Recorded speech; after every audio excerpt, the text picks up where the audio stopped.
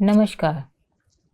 આજના virtual classroom training સેશનમાં હું આપ સૌનું હાર્દિક સ્વાગત કરું છું. આજે હું ITIમાં ચાલતા ફેશન ડિઝાઇનિંગ ટેકનોલોજી ટ્રેડ અંતર્ગત fundamental and basic of colours વિશે તાલીમ સહ માર્ગદર્શન આપીશ.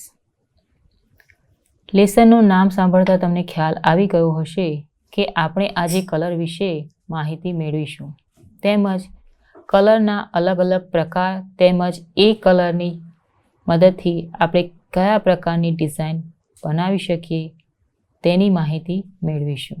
સૌપ્રથમ કલર વિશે તેનો પરિચય જોઈશું. રંગની મદદથી તમે તમારો મૂડ બદલી શકો છો, ધ્યાન આકર્ષિત કરી શકો છો, નિવેદન આપી શકો છો. રંગની મદદથી ઉત્સાહિતતા કે ઠંડક આપી શકો છો. યોગ્ય રંગ યોજના દ્વારા તમે યુવાનીની છબી, હૂંફ, લાવણ્ય, સુલેહ, શાંતિ દર્શાવી શકાય છે. તેમજ રંગનો ઉપયોગ સારી રીતે કરતા આવડતો હોય તો ડિઝાઇનનો સૌથી શક્તિશાળી તત્વ રંગ બની રહે છે. રંગ સિદ્ધાંતમાં રંગો રંગચક્ર પર ગોઠવાયેલા હોય છે, જેમાં પ્રાથમિક, ગૌણ અને તૃતીય એમ 3 ભાગમાં વહેંચવામાં આવ્યા છે. અવિરત રંગો આપણને માનસિક અને શારીરિક રીતે અસંખ્ય રીતે અસર કરે છે.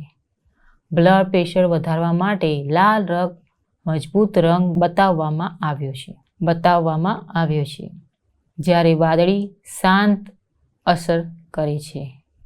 રંગોનો સભાનપણે અને સુમેળથી ઉપયોગ કરવામાં સમર્થ થવું અને અદ્ભુત પરિણામો બનાવવામાં મદદરૂપ કરે છે. રંગ દ્રષ્ટિ જેવું કામ કરે છે. વસ્તુનો રંગ આંખો મગજને મોકલે છે અને રંગ ફિક્સ કરી તે રંગ કયો છે તે કહે છે. જેમ કે આકાશ વાદળી રંગનું છે. આપણું મગજ તરંગલંબાઇના સંયોજનો પસંદ કરી રંગના ઘટકમાં ભાષાંતર કરી તે કયા રંગનું છે તે દર્શાવે છે. કલર વ્હીલ અને કલર સુમેળને સમજવું એ ક્રેયોનના નવા બોક્સની જેમ જ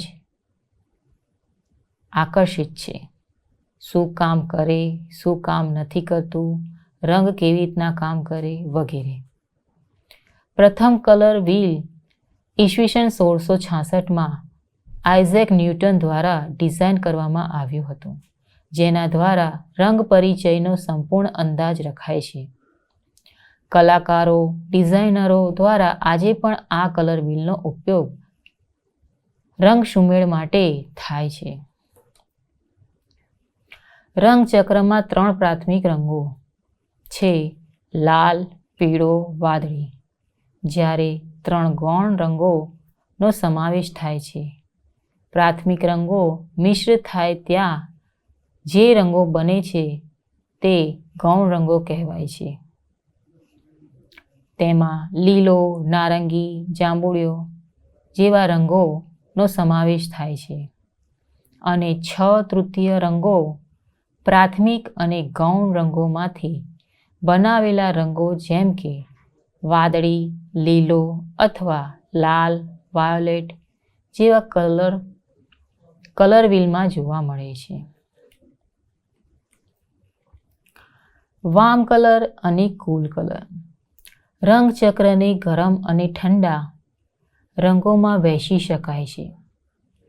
ગરમ રંગો આબેહૂબ અને શક્તિશાળી હોય છે, જે અવકાશમાં આગળ વધે છે, જ્યારે ઠંડા રંગો શાંતિની છાપ ઊભી કરે છે.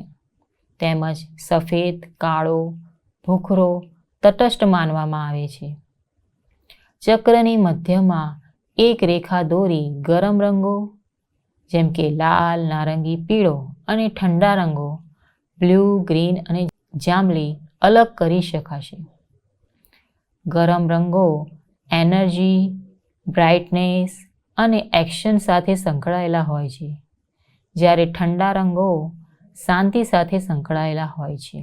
હ્યુ, શેડ, ટિન્ટ અને ટોન આમ 3-4 અલગ કલર સ્કીમ છે, જેમાં સરળ શબ્દોમાં કહીએ તો ટીન, શેડ અને ટોન રંગચક્ર પર રંગછટા અથવા રંગની વિવિધતા દર્શાવે છે. ટિન્ટ રંગમાં સફેદ કલર ઉમેરવામાં આવે છે.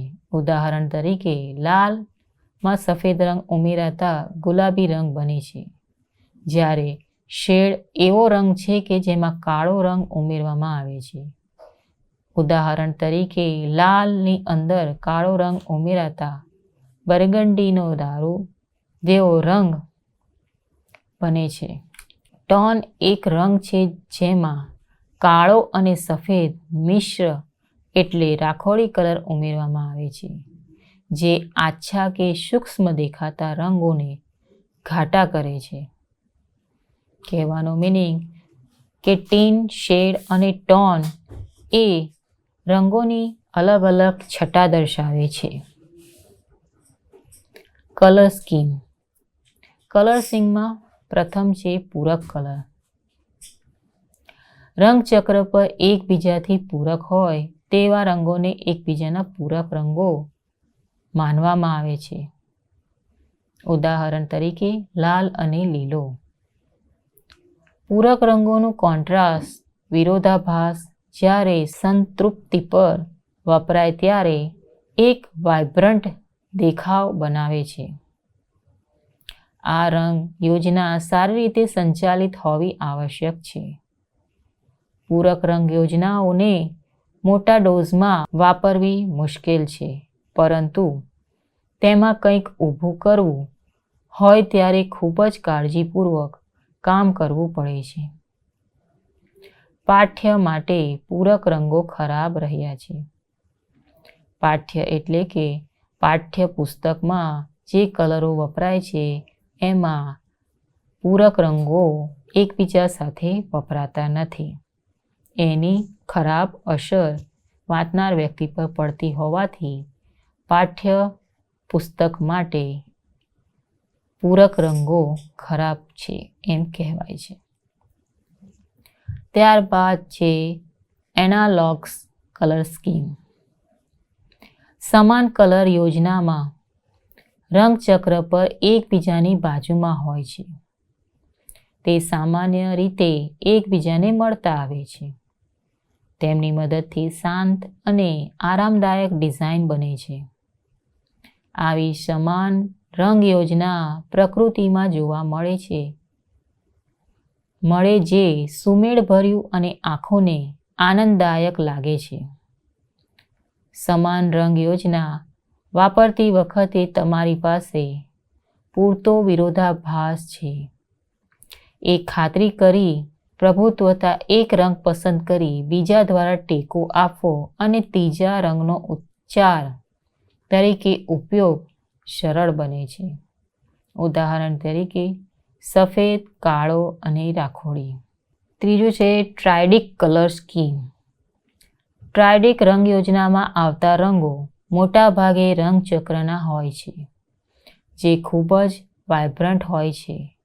પછી તે નિસ્તેજ કે અસંતૃપ્ત સંસ્કરણોનો ઉપયોગ કરી સફળતાપૂર્વક ટ્રાયડિક કલરનો કાળજીપૂર્વક સંતુલિત રંગોવાળો ઉપયોગ હોય છે. અહીં આપણે વિડીયોમાં જોઈશું કલર સ્કીમ ઘણા પ્રકારની હોય છે, જેને ગણવી શક્ય નથી. કલર એ સાયન્સ છે. તે મનુષ્યના મગજ પર અલગ છાપ ઊભી કરે છે. અલગ અલગ કલર સ્કીમ એ અલગ અલગ ડિઝાઇન, ભાવના, ભાવ દર્શાવે છે. જેમ કે સામાન્ય કલર એક ડિઝાઇનમાં ઉમેરતા તે ડલ પડે, જ્યારે બ્રાઇટ કલરથી એ ડિઝાઇનનું પ્રભુત્વ વધી જાય છે. કલર વ્હીલમાં તમે પ્રાથમિક કલર, ગૌણ કલર અને તૃતીય કલર જોશો. તેમાં પ્રાથમિક કલરમાં બ્લુ, રેડ અને યલોનો સમાવેશ, સેકન્ડરીમાં ઓરેન્જ, ગ્રીન અને વાયોલેટ, જ્યારે થિયોરેટિકલમાં એને સિમિલારિટી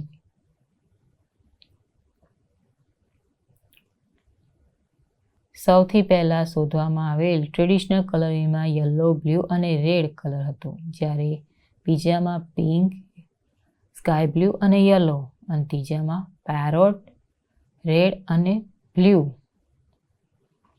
પરંતુ ટ્રેડિશનલ કલર વ્હીલનો ઉપયોગથી સારી એવી પેટર્ન ક્રિએટ કરવા માટે તેમજ ડિઝાઇનની સારી છાપ ઊભી કરવામાં મદદરૂપ થતું હોવાથી ટ્રેડિશનલ કલર વ્હીલનો ઉપયોગ વધુ થાય છે. હ્યુઝમાં ઓરેન્જ, રેડ, પર્પલ, ડાર્ક જાંબુડી જેવા રંગોનો સમાવેશ થાય છે, જેઓ બ્રાઇટનેસ અને વાર્મ કલર કહેવાય છે.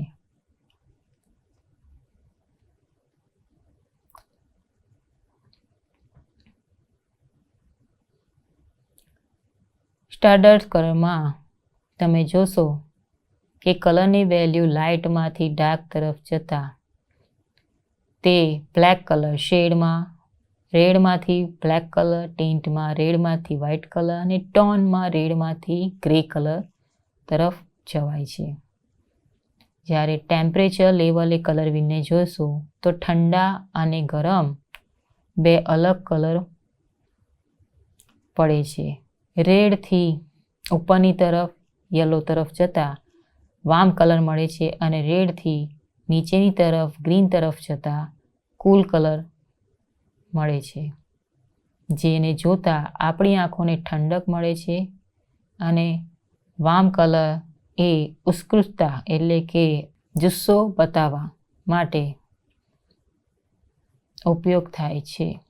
આ જ રીતના આગળ આપણે જોઈશું કે કલર સ્કીમમાં પૂરક કલર સ્કીમ, જે કલર વ્હીલમાં સામસામેના કલર રેડ અને ગ્રીન હોય છે, તેને વાપરવા ખૂબ જ અઘરા હોય છે, પરંતુ એવા કલરનો યુઝ કરીને આજના જમાના પર ફેશન ડિઝાઇન ગારમેન્ટ બનાવાય છે, જેના કોમ્બિનેશનનો યુઝ કરી ડિઝાઇન ક્રિએટ કરી શકાય છે.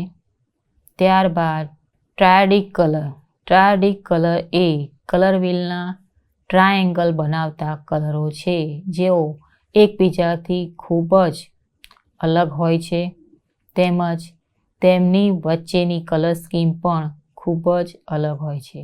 તેનો ઉપયોગ કરી તમે નેચરમાં પણ યુઝ કરતા એ 3D ઇફેક્ટ ઊભી કરી શકો એવી ડિઝાઇન ઉદ્ભવે છે, જેથી કલર સ્કીમનો સારી જગ્યાએ સુમેળભર્યો ઉપયોગ કરવાથી ડિઝાઇનની અલગ જ રૂપ આપણને જોવા મળતું હોવાથી કલરનું નોલેજ હોવું જરૂરી છે. આજના આ વિષયમાં કલરનો સારી રીતે સમજ આપને મળી હશે એવી હું આશા રાખું છું. તેમજ પ્રાથમિક કલરો, ગૌણ કલરો તેમજ તૃતીય લેવલના કલરો વિશે તમને પૂરી માહિતી મળી હશે એ આશા સાથે હું આ વર્ચ્યુઅલ ક્લાસરૂમને શાંતિથી સાંભળ્યો તે બદલ આપનો આભાર વ્યક્ત કરું છું. નમસ્કાર.